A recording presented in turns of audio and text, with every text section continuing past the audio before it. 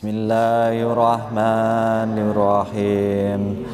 Allahu la ilaha illa huwal hayyul qayyum la ta'khudhuhu sinatun wa la naum lahu ma fis samawati wa ma fil ard man dzal ladzi yasfa'u 'indahu illa bi'iznihi ya'lamu ma baina aydihim wa ma khalfahum wa la yuhituna bi syai'in min 'ilmihi illa bima syaa wasi'a kursiyyus samawati wal ard wa la ya'udzuhu hifdzuhuma wa huwal 'aliyyul 'azim. Oke, makasih. Assalamualaikum warahmatullahi wabarakatuh. Pagi ini saya rencana ngomong agak panjang dan agak lama. Rencananya begitu. Tapi nanti kalau ternyata jadi pendek, ya Allah alam. Tapi rasanya di kepala saya itu banyak yang harus tak sampaikan. Rasanya teman-teman, terutama yang masih fresh graduate ya, itu butuh bekal banyak ngadepi hidup ini. Karena kok fenomenanya di Semarang ini agak nggak menarik gitu. Lebih pengen cepat mati daripada hidup berlama-lama gitu. Dalam 3 hari mosok 3 orang bunuh diri, ini gimana sih ngadepi hidup yang seindah ini kok gampang putus asa gitu. Jadi ya hidup tuh gini ya, memang up and down itu pastilah gitu. Ada kalanya kita happy, ada kalanya kita itu benar-benar kayak hopeless gitu. Tapi ada seorang sufi yang memberikan bekal seorang sultan, yang sultan itu minta nasihat pada sufi, kasih aku satu kalimat yang itu bisa buat bekal aku kondisi apapun dan sampai kapanpun. Apa yang dikatakan sufi itu cuman satu kalimat dan benar-benar bisa jadi bekal. Dia hanya mengatakan semua pasti berlalu.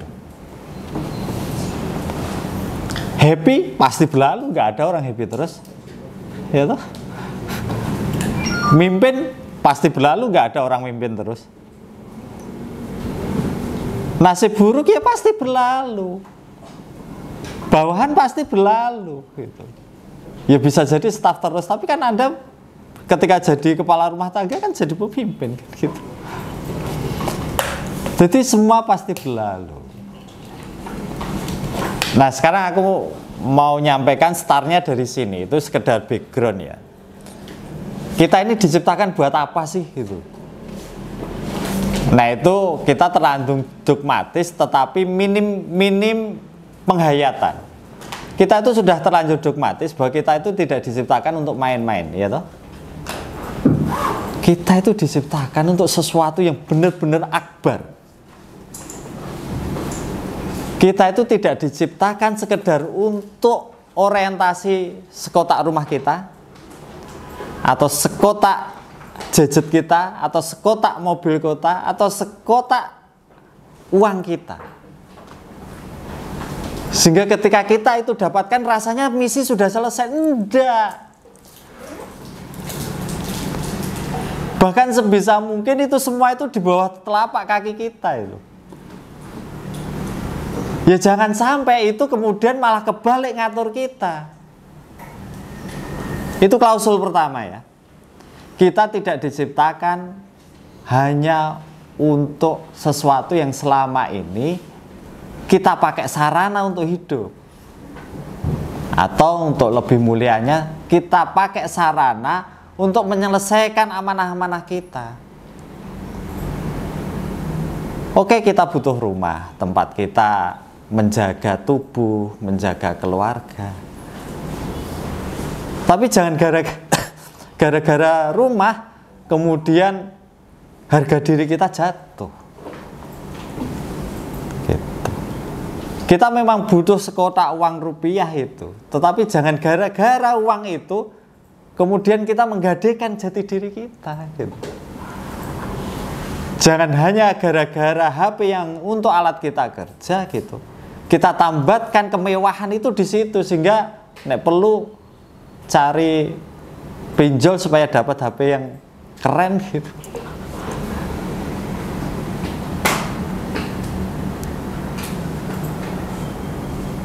Jangan dibalik-balik gitu loh.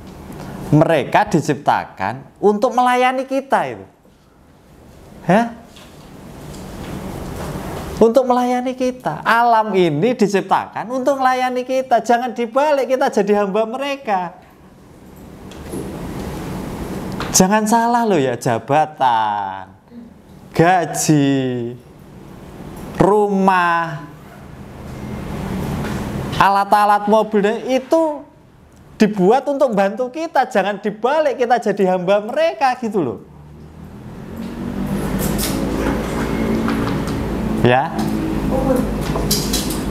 itu klausul pertama yang mesti kita pegang, bahwa kita diciptakan untuk sesuatu yang akbar, dan untuk mencapai sesuatu yang akbar itu kita dikasih fasilitas sama Tuhan. Kita diperbolehkan menjamah fasilitas itu, tapi jangan sampai kebalik kemudian gitu. Oke, itu sebenarnya secara underman, secara aksiomatik itu kita udah paham sebenarnya, ya toh. Cuman kita sering kalah gitu aja ngadepin itu, sehingga kita sering dipermainkan yang model-model kayak gitu.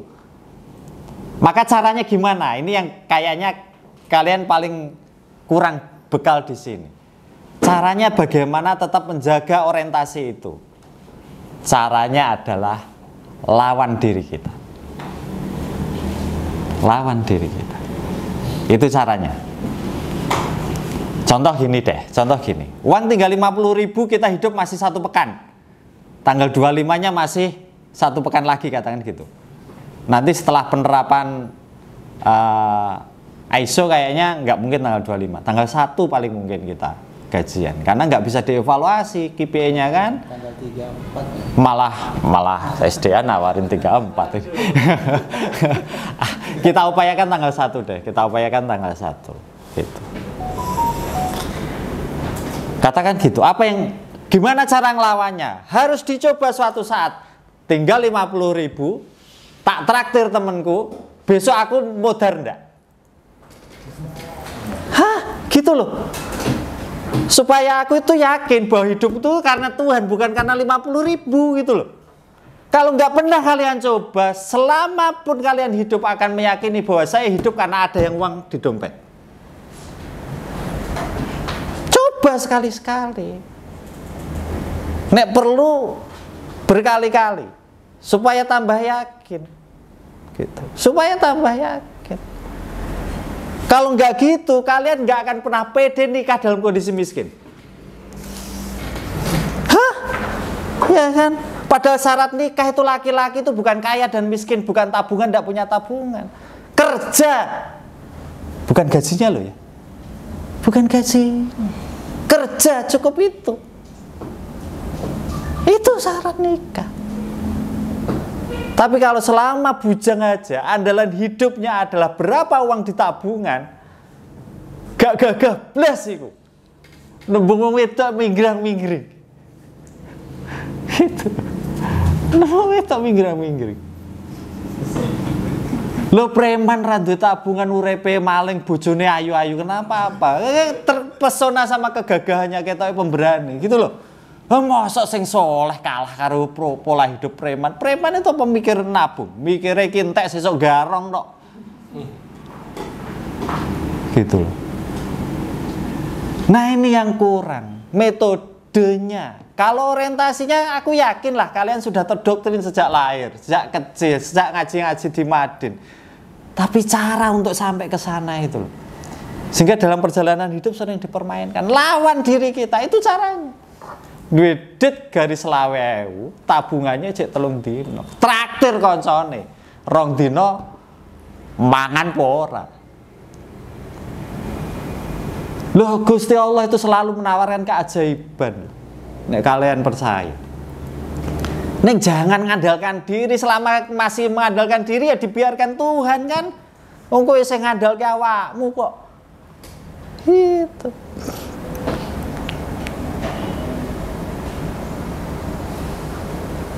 Itu baru dari yang paling dasar, urusan perut. Ya toh?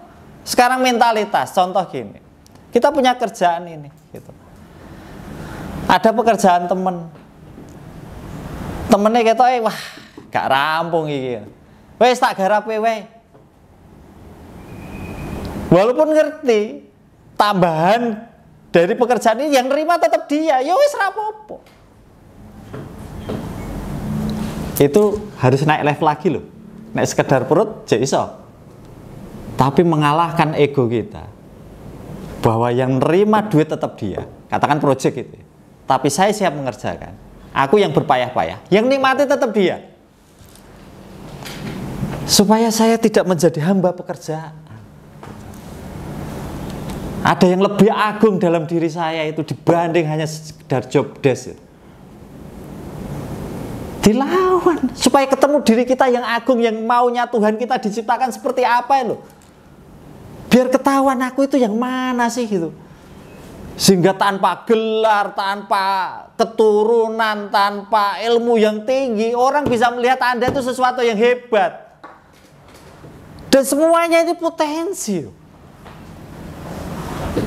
Lu nggak tahu dari salah satu kita besok ada yang jadi rektor, katakan gitu. Nggak ada yang tahu kan? Tapi saya mau tanya, hebat dan tidak hebatnya itu apakah karena rektornya? Banyak rektor itu yang dibenci banyak orang, ya enggak? Banyak rektor juga yang ngesel, gitu.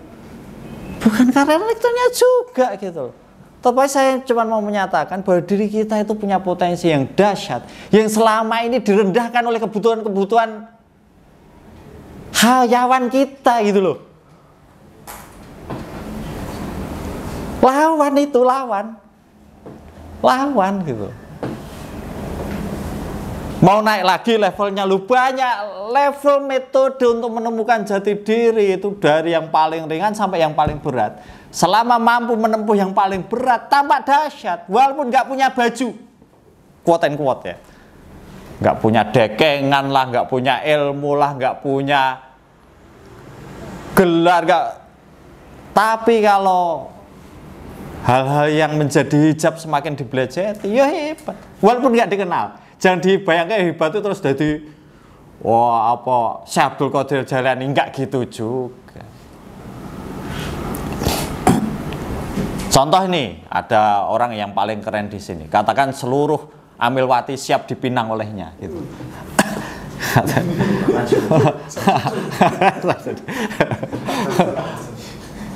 Tapi dia memilih yang paling butuh pertolongan, katakan gitu. Tidak memilih karena cantiknya, tidak memilih karena kayanya. Biarlah itu dapat yang di bawah saya supaya semakin memperbaiki kualitas masing-masing gitu kan. Lu itu mempertaruhkan seumur hidup kan? Bisa nggak kayak gitu? Bisa asal mau. Nek konco, tolong tembung kayak gitu. Padahal dia seneng dia dan dia juga seneng kita gitu loh. Demi kamu, iyalah tak tembung kayak gini. Dilawan, diri ini dilawan. Loh, konsep jodoh gimana? Jodoh itu kuning surga. Konsep jodoh itu tak bilangin. Jodoh itu kayak murbaut. Tahu kan murbaut? Nek ukuran 14 ketemu 14. Ya senang. Wah, ketemu jodoh. Tetapi Anda tahu enggak? Kalau enggak jodoh tapi kalian sabar, itu surganya lebih tinggi. Mempersiapkan riyadhah sak matine iku. Lho, Rasulullah emang mikire wah enek wong tuwa dinikahi. Mikir jodoh kaya piye? Wis dinikahi entuk Rasulullah cek ngomel cemburu. Kurang ajar. Lho, emang Rasulullah nggak pernah diomeli istrinya? Pernah itu. Tapi kan Abu Bakar, Umar, Rasulullah itu kalau diomeli diam.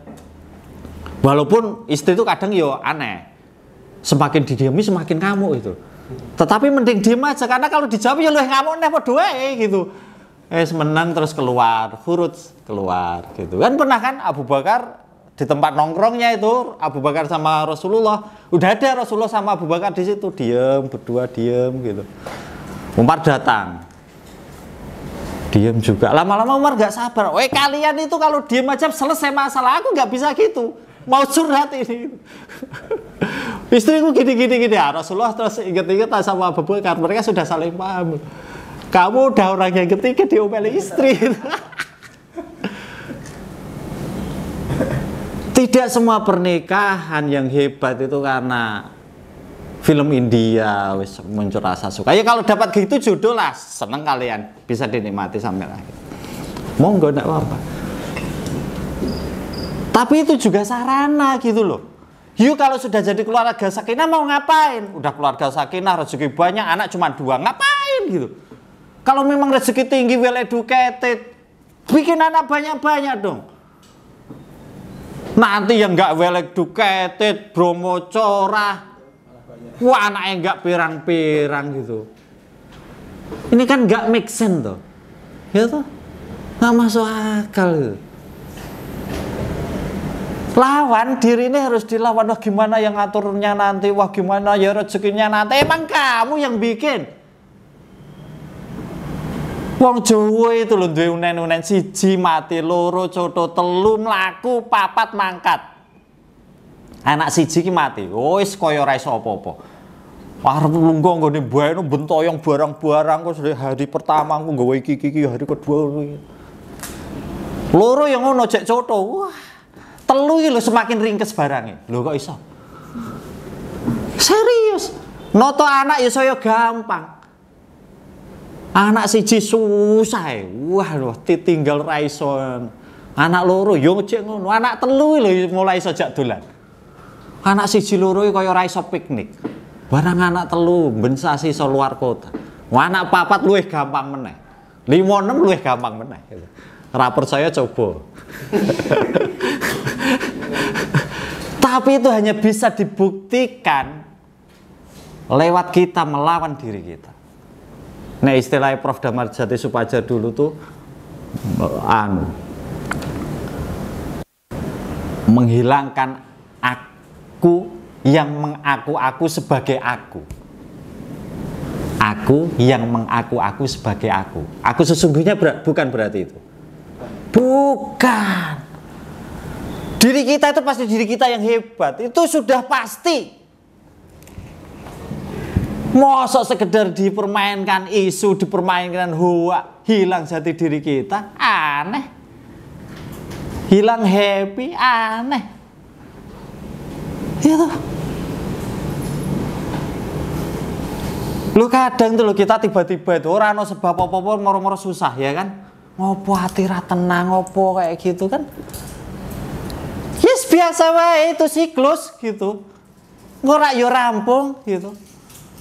Tapi kadang-kadang kita juga semangat, banyak senyum, suka bantu teman, lomo gitu. Ya sudah, syukuri aja.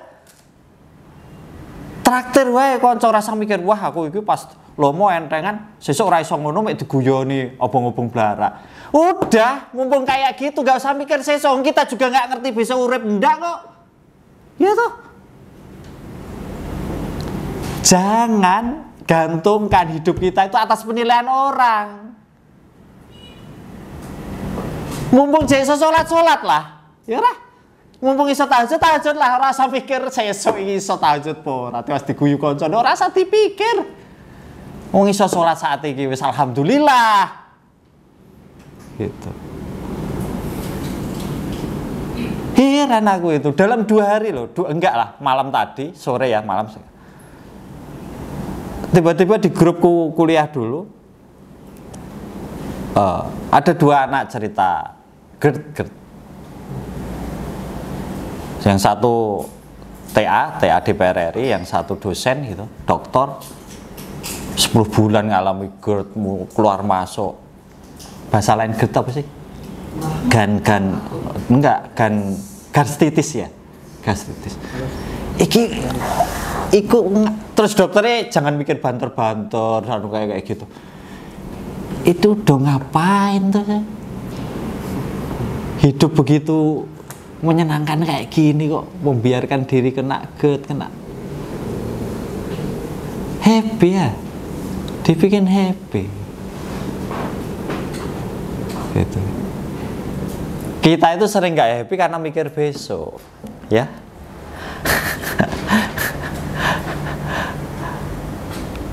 Saya kemarin jadi bilangin Mas Roma itu, loh gaya hidup kita itu tergantung penghasilan kita, jangan salah. You gaji 3 juta, nggak bisa nabung. You gaji 7 juta, juga nggak bisa nabung. Itu rumus. Itu rumus.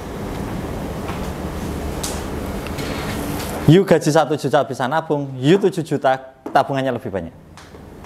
Itu rumus. Ya.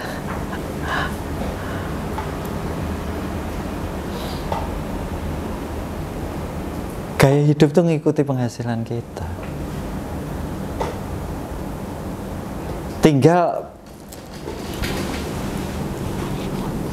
melawan diri itu kan ajaran puasa toh ya. Lo poso sego-segoku dhewe kok ora entuk tak pangan. Ngapa? Puasa ya toh. Bojoku dhewe ora entuk tak keloni. Lo ngapa? Puasa kan gitu loh. Lah tinggal membawa puasa itu dalam kehidupan. Kan gitu. Sejak aku SD, SMP itu sering simbahku tuh cerita ya, hadis itu tentang musyawarah setan-setan tiap bulan. Monthly meeting mereka itu. Dikumpulin sama iblis gitu, ditanya, "Gimana prestasi kamu dalam menggoda manusia?" One by one. Wah, MBR itu KPI-nya kena. Dan kalian tahu siapa yang KPI-nya paling tinggi itu? Yang digoda bunuh diri. Selesai tugas dia. Mati. Rampung, pensiun dini, passive income dia itu.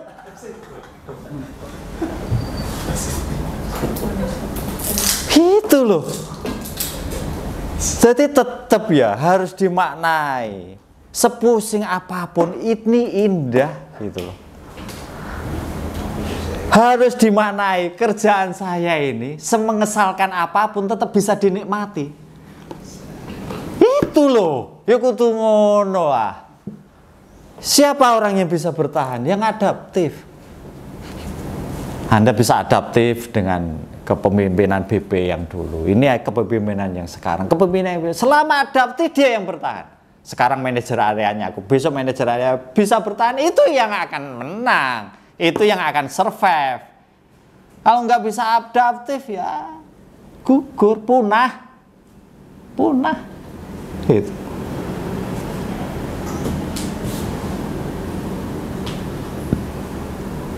Nah ini awal ya yang satu hal yang pengen tak sampaikan ke teman-teman gitu. You kalau mau happy, rumus pertama lawan diri Anda.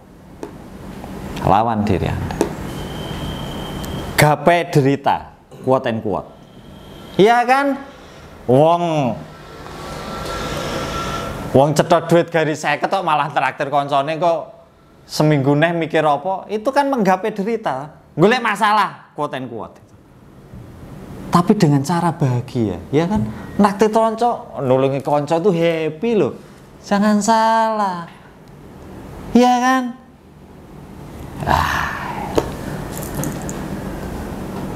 Jiko gayane konco derita kan, nambah ya iso tak guleren malah menawarkan diri.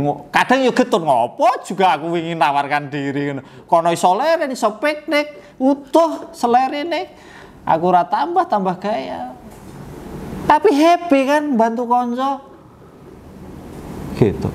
Anda nanti punya tabungan, orang tua butuh, ambil. Nraktir anak bojo nomor 2, nraktir orang tua nomor 1. Happy. Tapi derita domeli anak bojo ora derita, tapi happy. Gitu. Terus lawan diri. jabatan ditawarkan, wes nggo kowe wae. Hadiah ditawarkan, ini hadiah ini, wes nggo sampean wae. Dilawan terus. Gaji tak unggah wis cukup iki akeh wis. Ngono lho. Biarlah alam ini bergerak gitu, bukan karena keinginan kita. Sehingga lama-lama kita ngerti ini kemauannya Tuhan. Ya. Kita ini diciptakan Tuhan dengan maksud yang agung, maksud yang akbar. Tapi kita masih tanda tanya apa itu? Caranya lawan diri kita supaya kita ngerti, oh maksudnya Gusti Allah iki, gitu loh. Makanya aku sering ditanya, kita bagaimana sih ngerti bahwa pernikahan ini adalah sudah perintah buat saya, bukan hanya karena keinginan gitu. Yang kose hal yang lebih kecil aja kalian masih berdasarkan keinginan kok pengen ngerti keinginannya Gusti. Pernikahan kan sesuatu yang besar kan, separuh agama. Ya sing seperapat agama ini sesuai keturunan keinginan Gusti Allah dulu kan gitu. Ngerti konco duwe masalah meneng wae salah ra ngomong aku. Lu nyatane teko kupingmu. Emang Gusti Allah ra duwe maksud info itu sampai ke kamu. Cetok. Apa ya maksudnya Gusti Allah info itu sampai aku wis parani kowe jare butuh duit 500 gitu. Aku kok ndelalah enek 5 juta yus. Kan bantu kan iso karo gaya ya. Dadi nek 500 sih ya bagiku ya wis kaya mangan pisan lah. Kayak iso ngono. Tapi kadang kita itu terlalu apa ya? Jadi Gusti Allah itu sudah memberikan jalan. Apa yang harus kita lakukan? Selalu memberikan informasi. Lewat apa? Kata hati yang pertama. Itu mesti baik. Jangan tunggu kata hati yang kedua. Pikiran mesti melu-melu. Ketiga nafsu melu-melu. Keempat setan. Tabrakan jeder gitu kata hati tulungi kok mesti. Nomor loro, aduh, gak kono ya nek sing ngewangi. Nomor telu, engko ngewangi malah teko polisi barang. Nomor papat, teko ngendi-ngendi. Allah selalu memberikan informasi itu. Di mana? Kata hati yang pertama. Wah, SPP, duwe SPP, ya toh. Resiko apa? Cuti kan nek ra iso bayar SPP. Koncone duwe masalah berat gitu. Infonya sampai ke kita, kasihkan. Coba akhirnya cuti tenan ndak gitu. Atau Allah akan kasih jalan-jalan yang lain. Ngono cuti tenan yo ora apa-apa. Memang urip tergantung sama cuti 1 tahun atau 1 semester. Tapi saya telah menyelamatkan satu makhluk ini. Lo dicoba kayak gitu nih, ra dicoba ra ketemu rumusnya. Enggak terbukti rumus 2+2 itu 4. Enggak pernah terbukti gitu. Iya.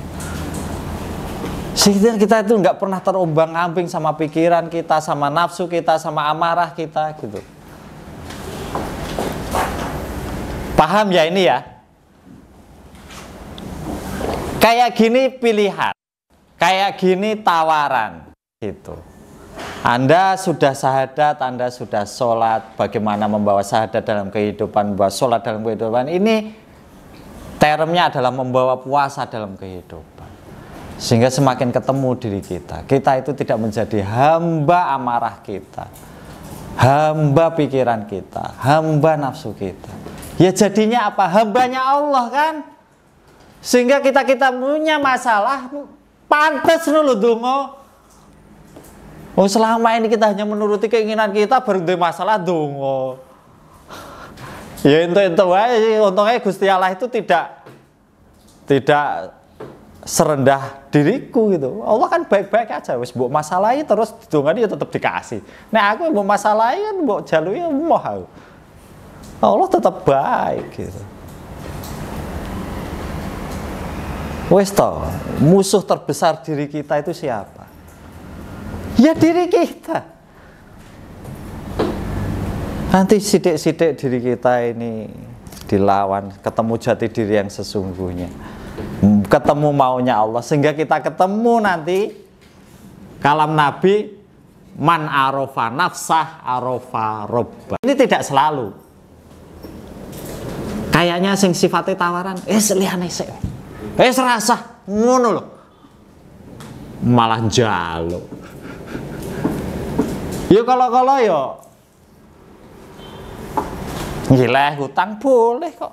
Nabi hutang. Iya kan? Boleh. Boleh, bukan masalah itunya. Tapi jangan pernah kita itu menjadi hamba sarana hidup kita ini. Hidup kita itu jauh lebih mulia daripada itu.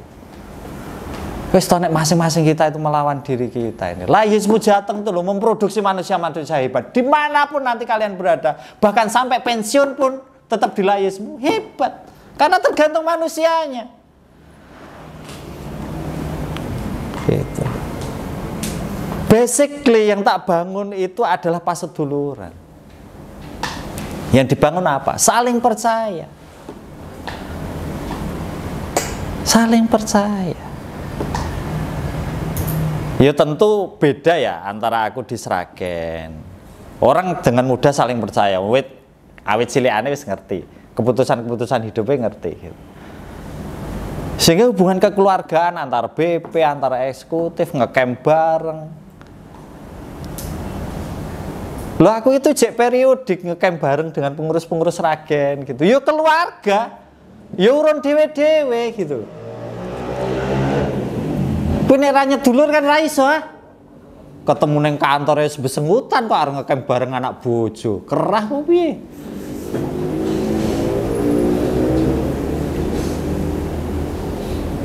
Nah lucunya di sini tuh bukan aku nggak percaya kalian, seringkali malah kalian nggak percaya aku, kan lucu loh. Nah itu, bangun saling percaya. BP yang sekarang saya suka karena yang dibangun mirip yang tak bangun di Sragen dulu. Stakeholder itu sebuah teori. Kita itu saling butuh. Karena saling butuh, kita membangun saling percaya. Kan gitu. Dulu yang terbangun adalah agensi teori. Itu sebuah teori, masing-masing orang itu punya kepentingan. Teorinya nggak salah, masing-masing punya kepentingan. Karena masing-masing punya kepentingan, maka masing-masing harus dicurigai. Itu very tidak convert dulu itu. Sejak 2018 itu aku merasakan ketidaknyamanan dalam bekerja. Karena yang dibangun apa? Saling mencurigai. 2018 sampai 2023, 5 tahun. Sehingga bolong-bolongnya kantor ini sering aku itu lulus gitu.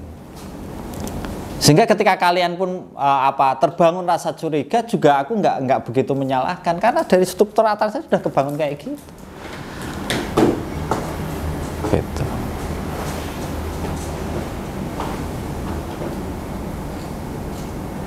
Loh jangan salah ya, umpamanya saat ini itu gaji saya itu jadi 8 juta, 9 juta, itu tinggal saya ngomong loh. Tinggal saya ngomong, jangan keliru. Wong ditawari kok. Tapi saya bilang nggak usah.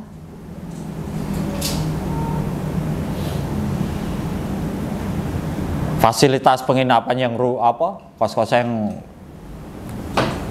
ditambahi budgetnya 15 lah, aku minta 20, dituruti kok. Tapi wis kos ngono ae. Lha engko nek anak SD teko ya gen nyuntel-untelan sak kos ya cukup juga gitu. Oh.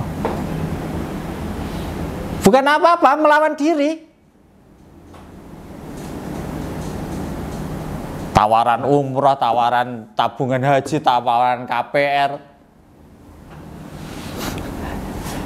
Wis ngopo sih gitu. Wis lah. Melawan diri gitu. Supaya aku tidak jadi hamba itu. Ngene wae saya abote membangun trust kok. Jek tak tambahi kaya-kaya ngono. Bubar ah. Gak gampang loh bangun trust itu. Walaupun saya percaya trust itu bukan karena saya. Trust itu mau-maunya Allah. 5 tahun kemarin seperti itu saya syukuri. Itu mau-maunya Allah. Besok ke depan lebih baik atau punya metode lain pun tak syukuri. Itu juga mau-maunya Allah. Lu trust iso tak bangun. Ayo. Orang kalau sudah percaya saya, aku ngomong jelek, ya cek percaya karena aku aneh. Saya punya teman yang tak cerita, sprene yo jep api wae karo aku. Mbok saiki tak jaluk, Mbak tolong kirim aku 20 juta, kirim.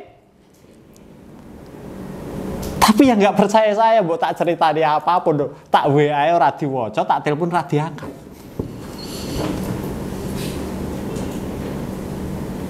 Dan saya tidak pernah menggantungkan nasib saya pada trust dan tidak trust itu. Saya harus ketemu kebenaran itu yang kayak apa, yang itu yang tak ikhtiari. Kan gitu. Ini bener ini, yo wes diikhtiari, gitu aja kan. Oh ternyata nggak bener, saya sudah istihad. Satu pahala kan, nek ternyata akhirnya terbukti keliru, ya enggak. Lain kalau aku itu terusan, wah ini fasilitas, yo gorene. Keliru, yo keliru tenan, yo dosa. Gitu loh. Udah loh, kalau masing-masing kita itu puasa tadi ya, melawan diri kita. Mbok kayaknya itu gak potensi apa-apa. Tunggu aja, Anda akan menjadi manusia hebat. Yang setiap orang itu pengen atau nyaman kalian bekerja di sana. Karena apa? Jadi manusia hebat gitu loh. Manusia yang sesuai maunya Allah. You tuh mau tak ciptakan seperti ini, kau turuti, ya jadi gitu.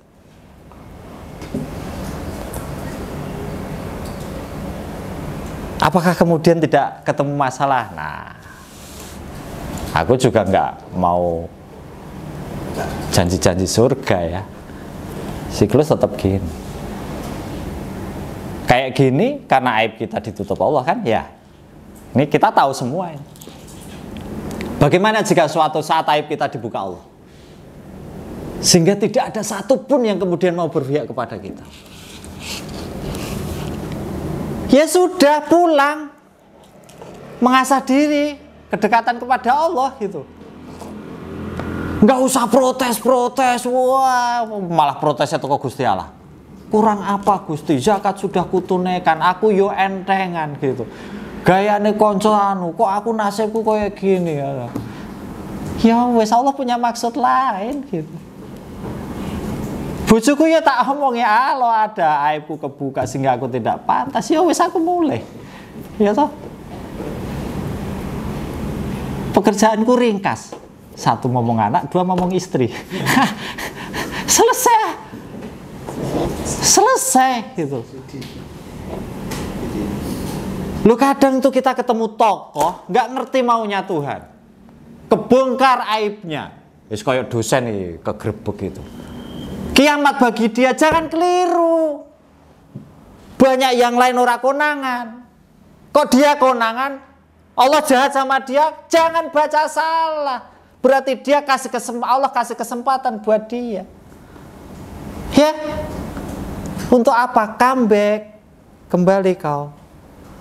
Wes, ya wes. Nek ngono cek sok dosen ya wes, dosen yang apik ra neko-neko. Ngono wis ra mungkin dosen ya wes to. Kembali ke keluarga.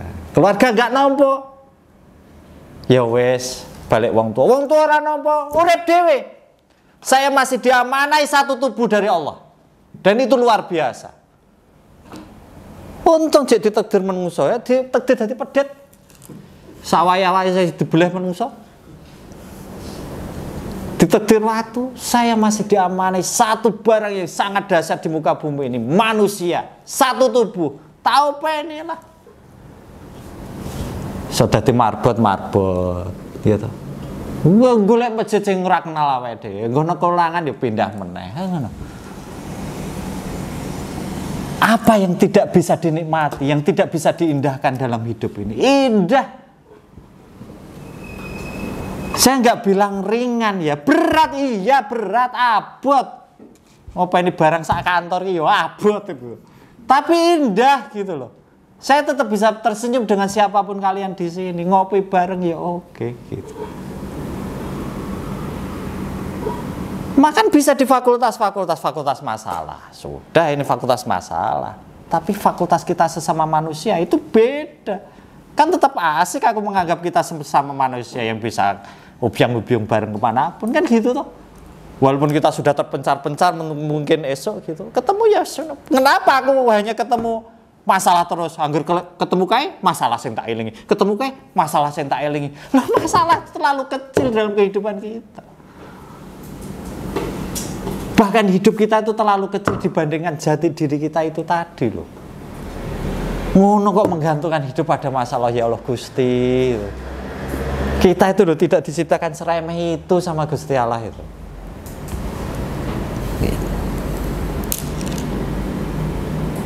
Weh sithik-sithik dilatih, sithik-sithik dilatih. Duwe pengen iki, engko sik nek rung mampu rasah. Wong mau sing diajari sing yang gari mangan enek iso, nek enek liyane nggo liyane wae. Kok malah ngongso barang sing urung wektune. Engko sik lah, ngapain sih?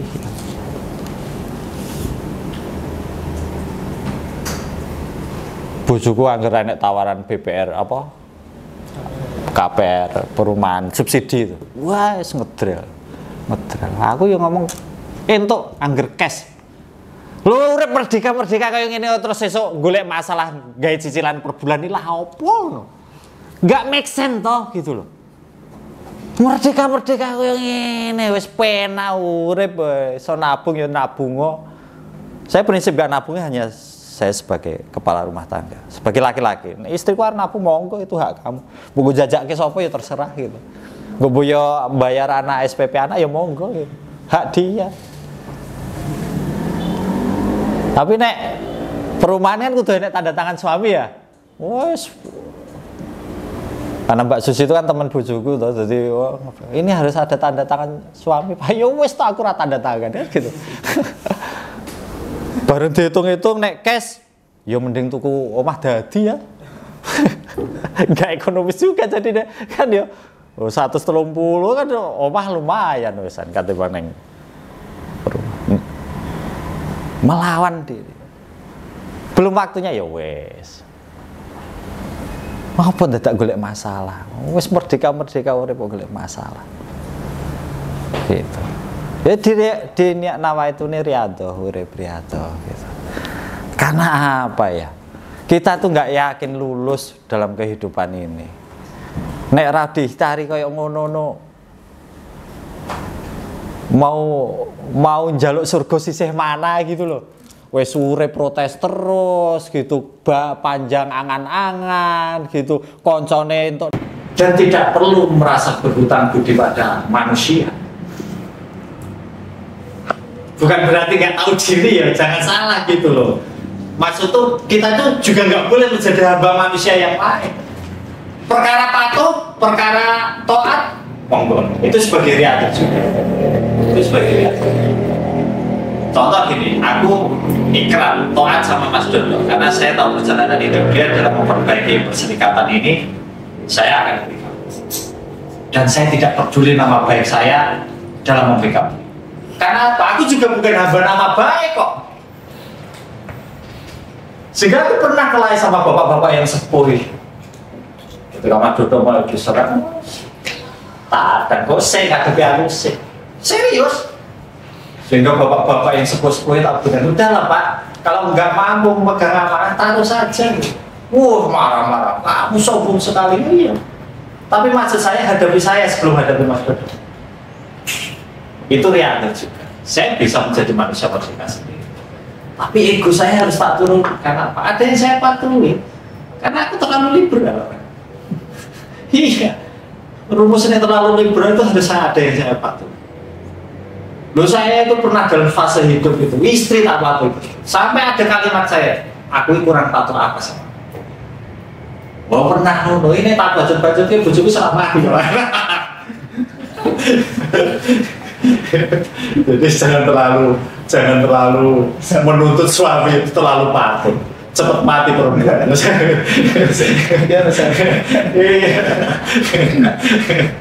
Tapi bukan terlalu terlalu kebablasan dalam memusuhi diri itu tadi megalomania. Pernah baca tulisannya Nietzsche enggak? Wah terus aku paling hebat, nggak mau jadi bawahan. Wah itu harus dilawan juga. Untuk kita kenal Islam. kita kenal tasawuf, kita kenal sufi. Sehingga sufi itu ada yang raja, ada yang ulama, ada yang patih, ada yang jenderal, ada yang prajurit, ada yang nggak dikenal sama sekali. Datang dan perginya orang-orang gaple. Siapa yang nggak kenal? Siapa tokohnya zaman Rasul seperti itu? Uwais Al-Qarni. Kalau Rasulullah itu gak ngasih wasiat pada umat, tidak ada satupun itu yang paham bahwa dia orang yang sangat selevel dengan Rasul. Sahabat itu loh, jangan kau jalan cuman ini. Ada juga sih. Datang dan pergi wong orang gaple nek kuwi ku aulia. Untuk Islam kayak gitu, bukan orang yang hebat kemudian berarti tinggi kedudukannya, belum tentu. Atau orang yang rendah berarti rendah, belum tentu. Nah maksudku itu, ketemu jati diri yang mau Allah itu. Jadi wes ora penting, aku seso itu akan semakin naik atau semakin pulang. Wes ora penting, karena wes ketemu, gitu. Jadi kita itu mau ditaruh dimanapun, itu nggak tergantung pada empat dinding kita ini. Wah, aku nek isen yang lalismu, ya ayo menurut nek serah lalismu kiamat ibu yang neng dine, enggak gitu lagi. Tapi untuk sampai ke tanah, sidik-sidik itu, ya, lawan diri kita, dikit demi dikit terus, dikit demi dikit terus, gitu. Sampai nanti maunya Tuhan kita berhenti di titik mana. Jadi jangan buru-buru tawaran dunia, berarti rezekiku. Iya bener rezekiku, iya kamu berat. Tetapi kalau kamu mau mensedekahkan itu jauh lebih baik kan? Sampai aja.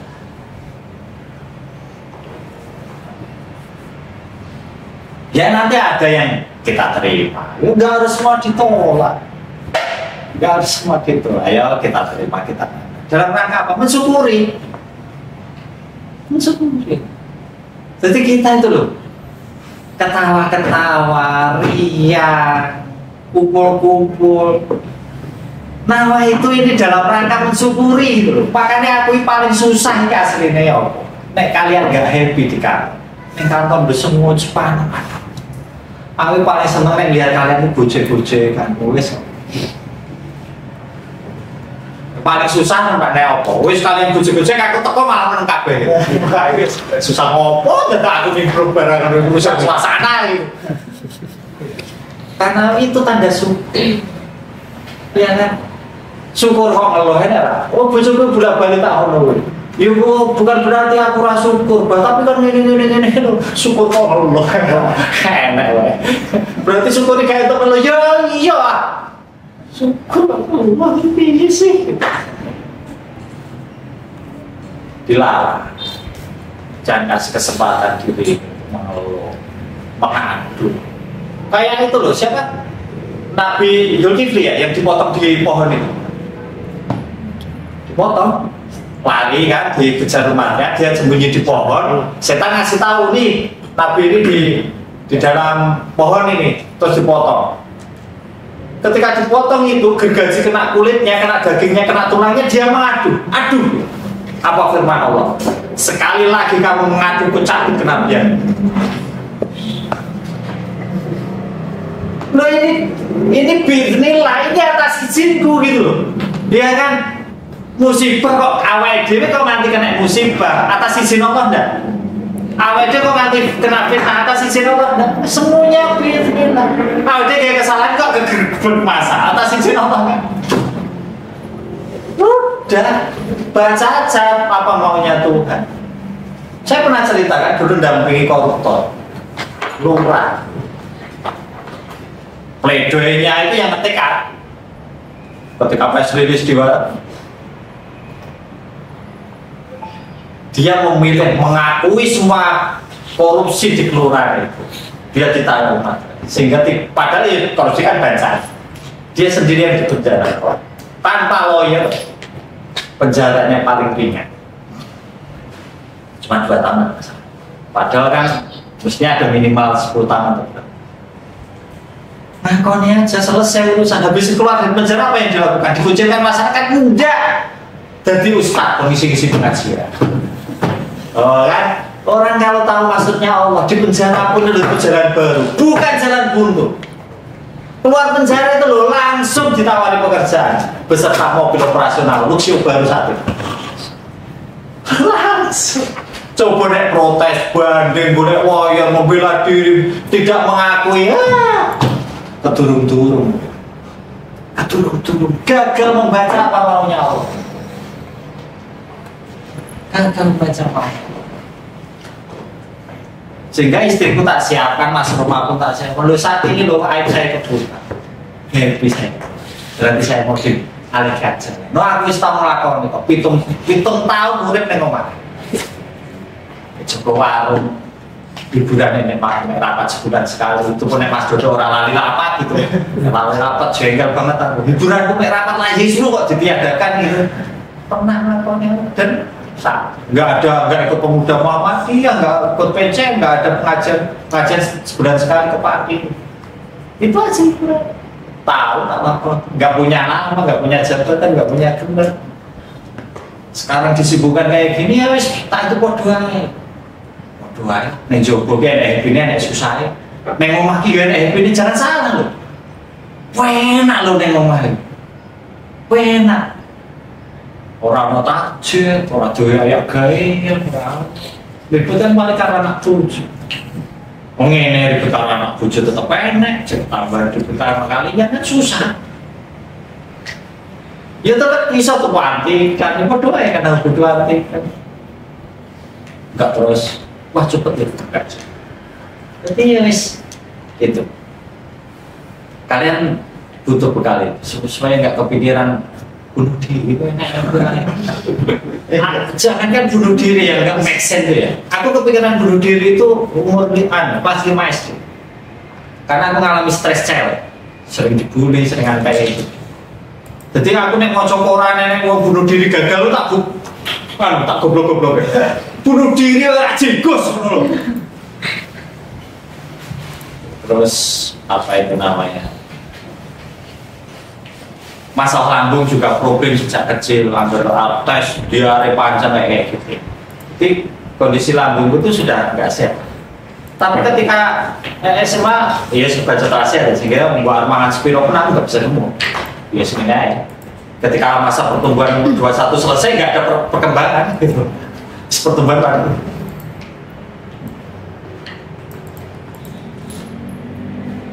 Itu ya, kita harap mulai lah. Aku berani taruhan, Anda lebih happy kalau mau melakukan. Anda lebih happy. Nah yang kedua, itu satu lah, moga-moga masalah itu masuk enggak juga bukan tergantung saya dan bukan tergantung Anda. Aku yang percaya itu dari Gusti Allah. Bahwa kayak gini di bulan-bulan itu 70 kali dan Gusti Allah gak kasih saya. Tapi yo, makanya aku juga berdoanya walaupun saya tidak pernah menyampaikan ini pun Allah juga akan sangat mudah memberikan hidayah pakai jalur apapun. Ya, paling tidak saat ini juga bila terjadi berarti Allah punya maksud gitu aja. Anda mulai pikir yang kayak gitu. Kenapa ya pagi ini saya dengar materi kayak gitu? Apa maunya Gusti Allah? Jangan lagi kena hijab-hijab kita. Apa ya karpe paiwan ya Allah pikirannya gitu ya. Apa maunya Gusti Allah? Wong realitanya sampai ke kuping Anda gitu. Enggak perlu menyibukkan apa yuk. Kok kalian mau dengerin? Enggak usah, aku juga perlu mikir. Ya.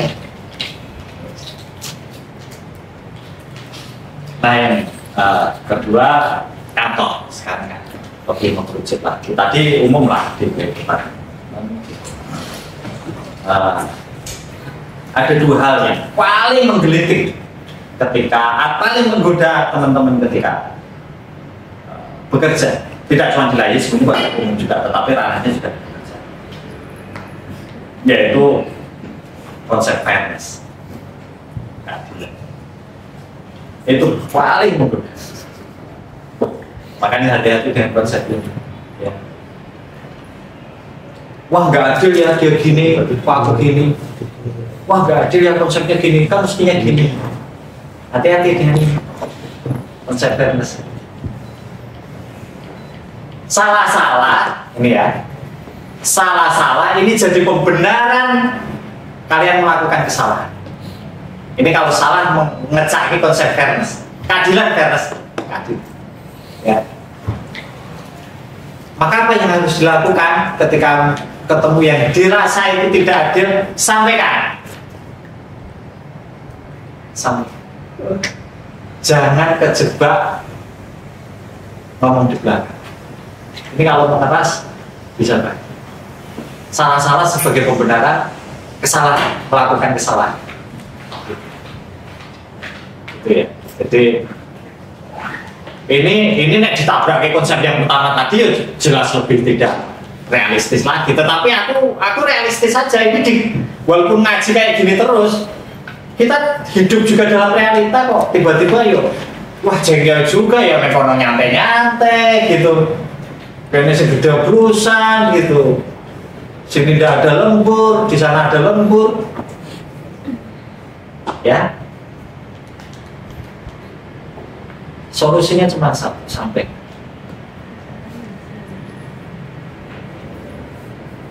Westor, kantor ini itu diupayakan betul-betul tidak akan menyingkirkan orang yang beda pendapat. Yang penting satu, jangan melakukan kesalahan secara sengaja.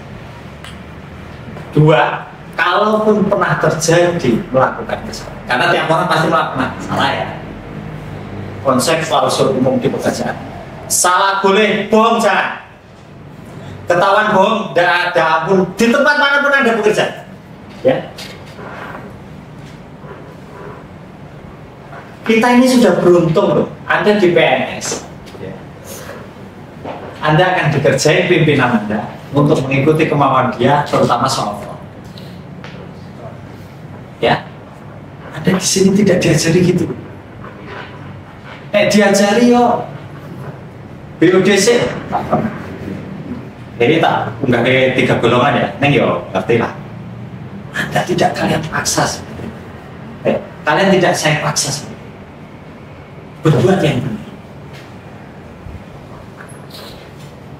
Lalu bagaimana kalau kita ketemu fairness secara regulasi, tata kelola pekerjaan sampai. Tetapi dalam tata kelola diri, manusia itu kudu kudu belen. Kalau nggak belen ada split personality. Wong bingungan. Secara keluar itu sampaikan, secara ke dalam lihatlah selalu dari di bawah. Iki konsep umum tapi aneh banget lakonin.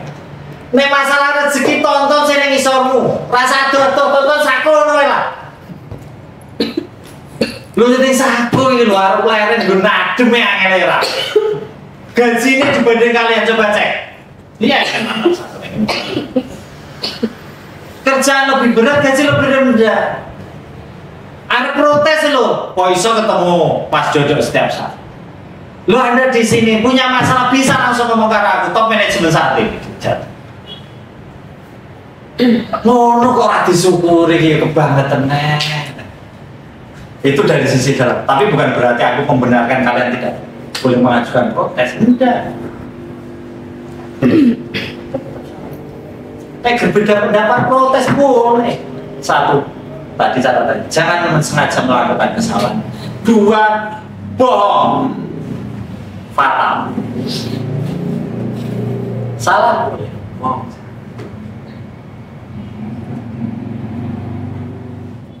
Oh, tidak fraud. Ini teman-teman. Ini teori yang paling dasar tentang fraud. Fraud itu terjadi karena 3 hal ini. Satu, karena ada peluang. Saja orang pikiran, tapi ada peluang. Fundraising gitu, burung ketat SOP nih, tiap hari harus store keuangan, seminggu udah dikirim. Nah, terus umpamanya fundraisingnya oke, nanti tolong bendel gitu, tolong bendel kayak kwitansi. Daerah kan kadang gitu, hilang ke siji, cang 1 pak, piye pak saya. Duitnya pokoknya curai sampai ini. Maka ini harus mulai ada SOP. Kemudian kebenaran. Ya pembenarannya tadi. Wah, di kerja ini orang mau tambah-tambahan. Misalnya, kita kan bisa. Atau fee enggak?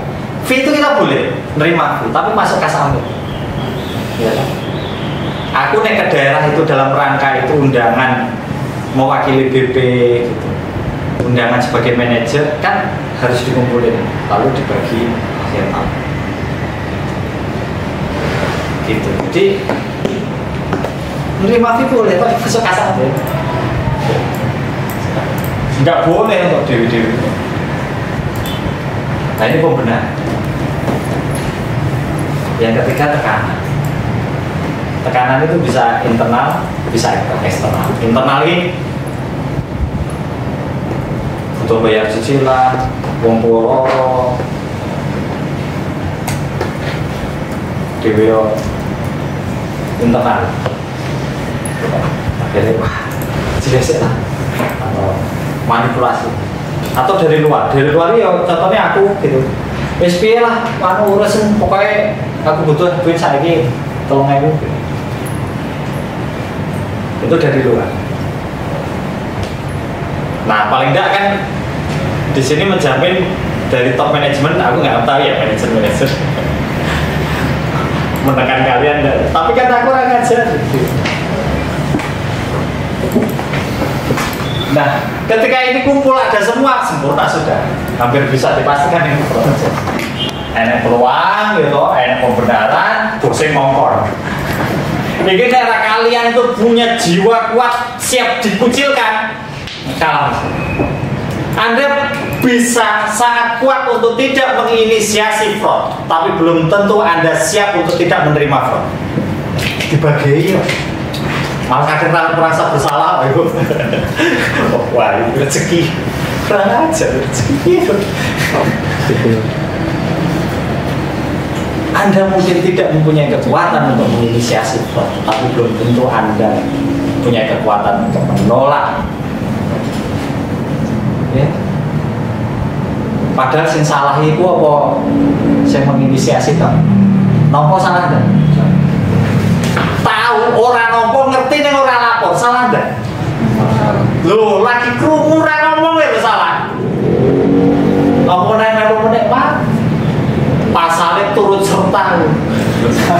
Iya, turut serta ini ada pasal. Aku ngerti mendiamkan saya salah. Ya, aku ngerti mendiamkan saya salah. Harus ada ini mitigasi. Nah, teman-teman harus paham. Ini loh, sepenting ini loh sih. Penginputan jangan hanya oleh keuangan dan perlunya memulai aplikasi mobile fundraising. Ya tadi kan, saya juga nganggo kwitansinya hilang rampung urusan. Tapi nih mobil langsung tersistem, langsung database, orangnya langsung kena BPA note, kan gitu. Makanya Januari nih isois closingnya harian. Karena kalau nggak closing harian kan mobil fundraising nggak bisa dipakai kan? Kan nggak iso transaksi apa tanggal 31 Januari rutin closing, dia mau transaksi 5 Februari nggak bisa tuh. Makanya ini effortnya juga lumayan 1 Januari harian. Karena fundraising malu kan, mau pengambilan keuangan belum closing. Maka keuangan itu harus ada backupnya yang bisa closing. Jangan satu orang, daerah mulai diajari yang lain bisa closing. Postingnya itu.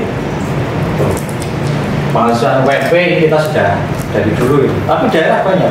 Wah muka program itu, satu divisi program ditransfer untuk beberapa kegiatan, jebret. Sehingga nanti gue bensin yo akhirnya juga, padahal kan pengajian bukan operasional kan asal, tapi akhirnya transaksinya jadi double-double. Wah, gue cek mending transfer, masih ada yang beruntungan cash.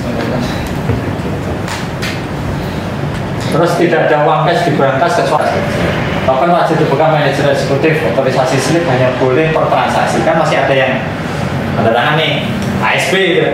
Ya orang kena aku seminggu dulu padahal aku sakit kayak gitu. Seminggu IFA itu masih iya nih mau ngisi APKB setan lewat orang keganggu. Wah suwe-suwe iman kuat, impron, bubuan.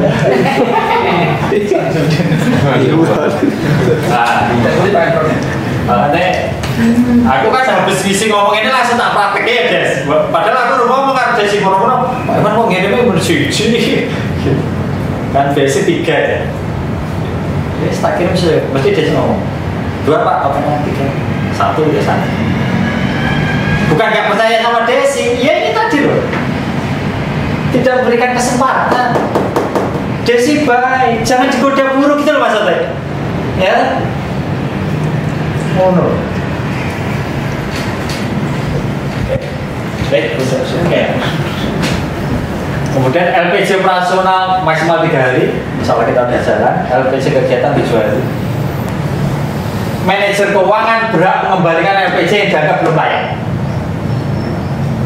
Wih, kira nota-nota cetol berat. Print-printan di pembayaran vendor pembelian barang non kas kecil langsung transfer dari kantor. Ini sudah kita mulai. Jadi kita kegiatan pesan hotel transfernya dari sini, dari kantor. Dulu kan panitia ya, enggak bisa pengadaan transfer kantor. Tunggu sekian transfer. Ya rasa ini lumpukan kertas ini kan ya. Tuh bensin monggo, tuh warung. Jadi nanti kegiatan itu yang dibawa oleh panitia itu hanya operasional transportasi, konsumsi. ATK yang kecil-kecil yang harus jadi. Itu ya. Ini mulai ditata. Konfirmasi vendor toko tentang kepastian pembayaran atau adanya potongan atau fee. Nah, yo sidik-sidik harus mulai kita lakukan. Ini tak telepon ada fee nggak atau ini sejalur-jalur atau bisa aku berapa mas? Nah ini reward bagi Mr. Blower, pemberi informasi. Bedakan dengan justice kolaborator. Mr. Blower ini dia tidak melakukan kesalahan, tapi tahu ada kesalahan, dia melaporkan. Nah itu ribet. Bagi yang melaporkan ini hadiahnya emas batangan 1. Kan hubungannya yang berangkas kan. Lapor Pak itu ada gini. Oh, kasih 1. Tapi kalau justice kolaborator itu dia kewenangan fraud, akhirnya cerita.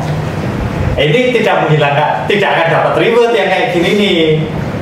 Tetap dapat sanksi, tetapi sanksinya minimal. Gitu. Itu namanya justice kolaborator. Saksi maksimalnya pelaku utama, orang ngaku, wise, kayak maksimal. Nah, ini tak kasih kesempatan bagi yang menginformasikan atau dia hampir jadi korban, umpamanya nopo gitu, dia teracetol, langsung ke ruangan Pak, ada dia teracetol ini Pak. Nah, duitnya tetap tak ambil, tak kasih emas batangan 1. Ribet. Pakainya nanti karena belum ada aturannya memo internal. Memo internal. Ada ribet. Ancaman bagi sanksi fraud adalah SP3. Ini ya. Aku sempat ngobrol dengan bos, walaupun kita sudah mitigasi kayak gini, tetap bisa jebol lah. Tetaplah. Karena di semua mitigasi apapun, di atasnya itu tetap butuh integritas. Buat ada kayak gini, aku tulanan karo Desi lo jebol ini. Ya enggak? Di atasnya tetap butuh integritas. Gitu. Makanya karakter boarding kayak gini itu terus.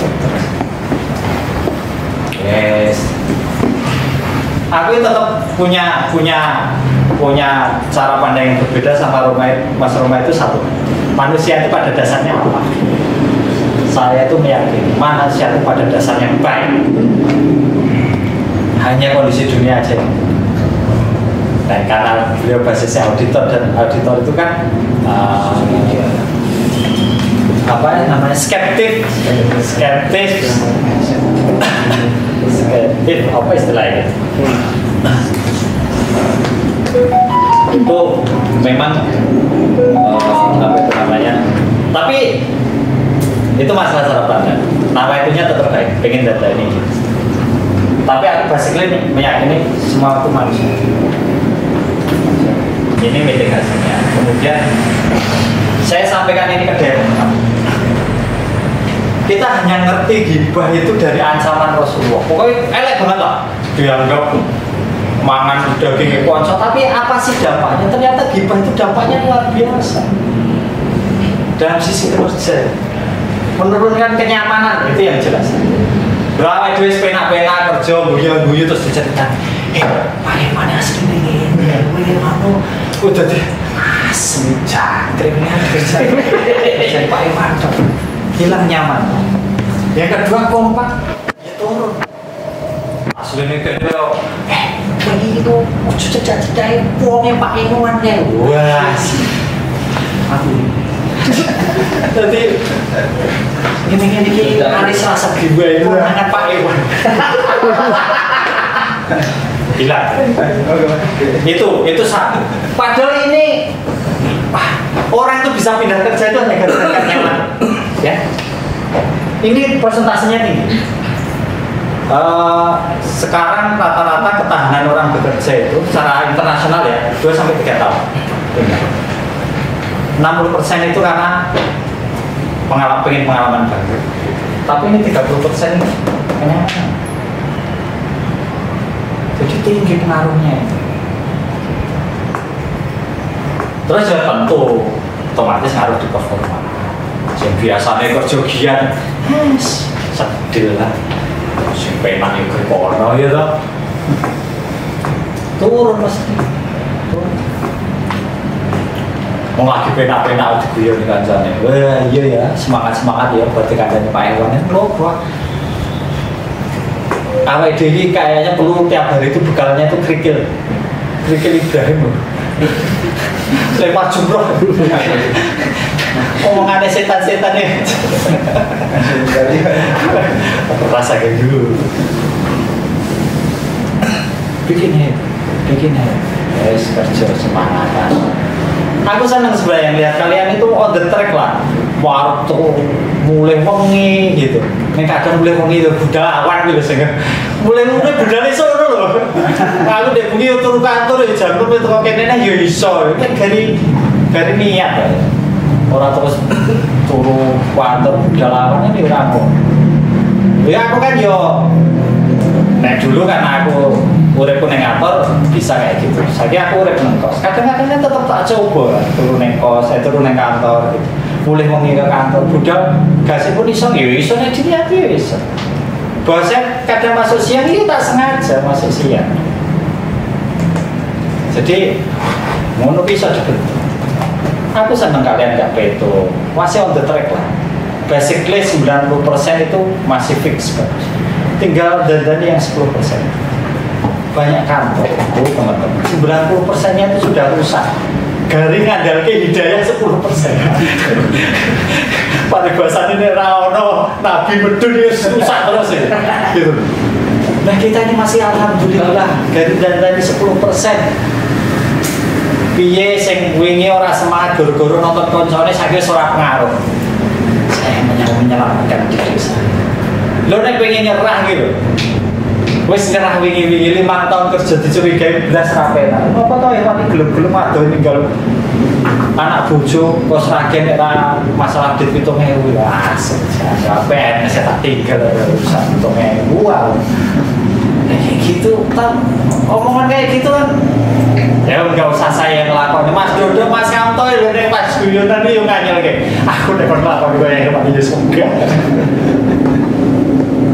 ya harga diri kayak diinjak-injak. Makanya saya tidak akan menaruh kedirian saya itu pada harga diri, pada penilaian orang. Habis kebenaran hilang kayak ini, kebenaran hilang. Wes lah. Wes mulia kabeh. Anda sampai di sini itu sampai pensiun ya mulia. Dimanapun dapat tawaran yang lebih bagus itu yang mulia. Yang penting itu kedirian kita. Maksudnya Gusti Allah gitu loh. Mulai ngocok maksudnya Gusti Allah.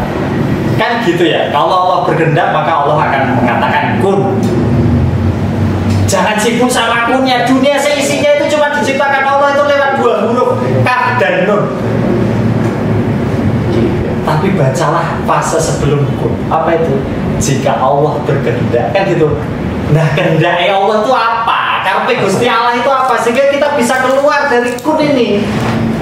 keluar dari dua huruf kaf dan nun ini. Dari tubuh kita itu juga dari kaf dan nun. Tapi dalam diri kita itu ada yang di luar kaf dan nun. Apa itu? Ruh. Itu yang dari ruh, mirruhillah gitu. Kutiapkan manusia di umur 4 bulan itu mirruhillah. Dari ruhku. Nah itu yang digoleki ya waduh. Itulah aku yang sesungguhnya. Nek fisik inilah jadi butuh hiburan, ya kan? Mangan jadi enak, ya kan? Gitu. Itu ya. Nah, yang paling parah di sini pembenaran terhadap mitigasinya itu tadi. Kalau mulai tabayun, biasakan tabayun. Aku senang teman-teman yang mau ke ruanganku komplain. Jangan ngomong di belakang kalau nggak siap dampaknya. Apa Pak Hewan itu atau di bawah sering. Tapi saya tidak akomodir 3 hal ini dalam diri saya. Sehingga aku kadang memaksakan diri. Ini Mas Fajrul. Pekan depan terus sekarang, pekan sekarang gitu. Ya memaksakan diri aja nih karena pekan depan udah ya orang harus ngasih sanksi ya. Pekan ini salah dan lain-lain. Ya harus pekan sekarang. Dilawan diri.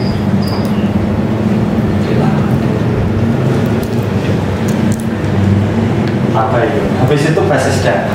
Mulai hilangkan jari ini.